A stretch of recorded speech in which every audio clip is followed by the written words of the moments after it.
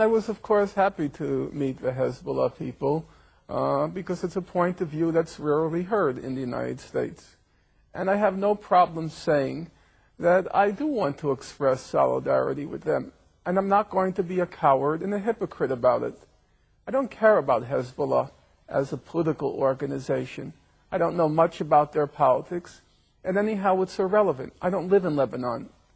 It's a choice that the Lebanese have to make, who they want to be their leaders, who they want to represent them. But there is a fundamental principle. People have the right to defend their country from foreign occupiers. And people have the right to defend their country from invaders who are destroying their country. And that, to me, is a very basic, elementary, and uncomplicated question. My parents went through World War II. Now, Stalin's regime was not exactly a bed of roses. It was a ruthless and it was a brutal regime, and many people perished. But who didn't support the Soviet Union when they defeated the Nazis? Who didn't support the Red Army? And all the countries of Europe which were occupied, who gets all the honors? The resistance. The communist resistance, it was brutal. It was ruthless. The communists were not, it wasn't a bed of roses. But you respect them. You respect them because they resisted the foreign occupiers of their country. And if I'm going to honor the communists during World War II, even though I probably would not have done very well under their regimes, if I'm going to honor them, I'm going to honor the Hezbollah. They show courage, they show discipline. I respect that.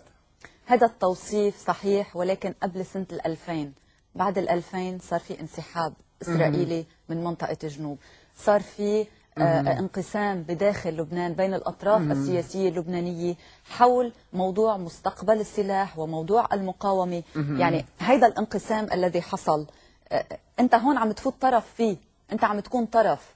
بالنهاية أنت عم تقول أنت عم تجي على لبنان زيارة، ولكن ما عم تشوف تداعيات اللي عم بيصير. بالنهاية تداعيات حرب تموز على الناس.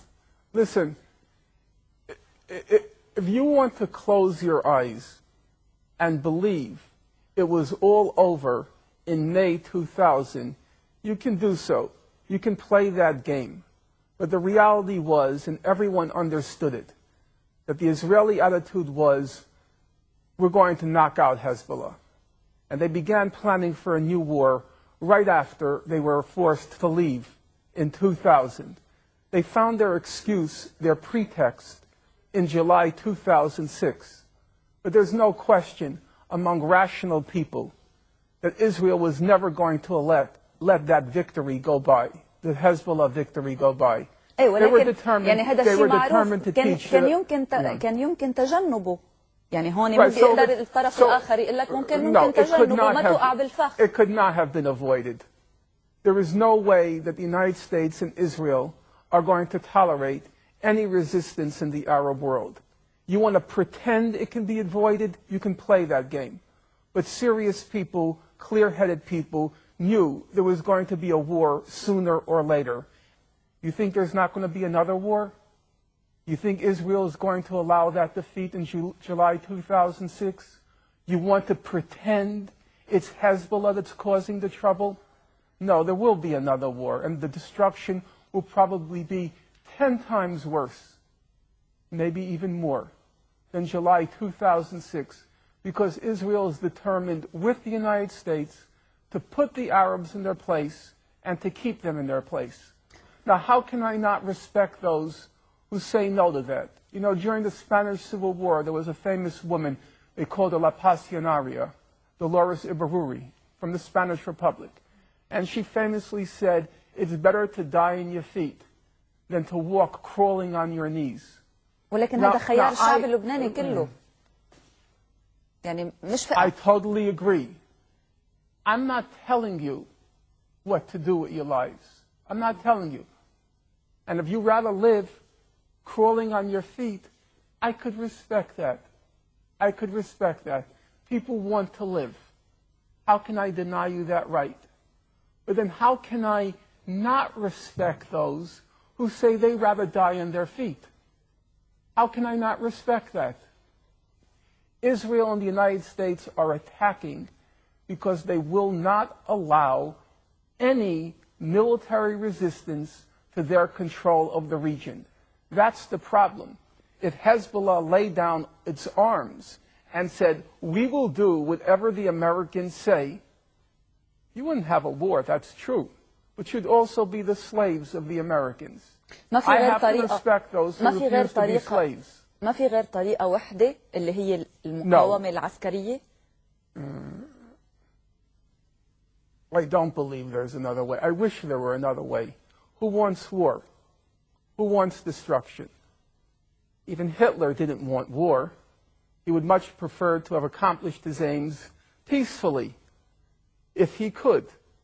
So I'm not saying I want it, but I honestly don't see another way unless you choose to be their slaves. And many people here have chosen that. I can't really say I can understand it. You want to live.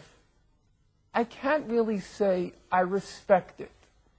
You know, so many dead, so much destruction, before the bodies are even buried, before the buildings are even rebuilt, the person who's responsible for it all, you can't wait to welcome him. You can't wait to roll out the red carpet. I can't respect that. In that respect, I like the Jews much more. I like their attitude. You know what the Jewish attitude is? Never to forgive, never to forget. And I agree with that.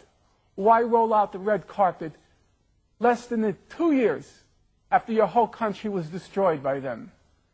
The Secretary of State said it was the birth pangs of the new Middle East. That's the statement of a freak. A human freak would compare the birth of a child with the destruction of a country. And yet there are people here who are so anxious to welcome her. They're trying to figure out, what are the Americans thinking? They can't wait for their banquets. How can anyone respect that? I respect the Jews 1,000 times more. Never to forgive, never to forget. All the death and all the destruction. And you can't wait to welcome him. Norman, it's disgusting. Who the hell cares if Bush is coming? ولكن أنت عم بتقول إنه في حرب أخرى قادمة. You should have declared him persona non grata. He's not welcome here. He destroyed your country. He was responsible for the war. You know full well that resolution could have been passed 3 weeks earlier. He destroys your country, and you can't wait to greet him. You have no self-respect. How can you expect other people to respect Arabs if you show no respect for yourself? If the Lebanese people overwhelmingly vote to let the Americans and Israelis have their way, I guess you have to accept that. I could see that. And I couldn't possibly say that they don't have the right to make that choice. Listen, in Nazi-occupied Europe, you have to remember, most of the populations made the choice to live under the Nazis. All of this talk about a French resistance is just a joke. It never happened. The French resistance, about 20% of the French population read the resistance newspaper. There were maybe 10% of the French who resisted. The rest said, don't resist, because the Nazis were ruthless. You resist, 400 are killed for each soldier that's killed. That's how the Nazis operated. So most of the French said, like you, we want to live. Don't resist. But now I have to ask you, in retrospect, who do we honor? Do we honor those who say, let us live? Or do we honor those who said, let's resist? Leaders come last. There will be a leader who comes into power in Israel who is willing to make the concessions after the conditions have been created. Namely, Israel has to suffer a defeat.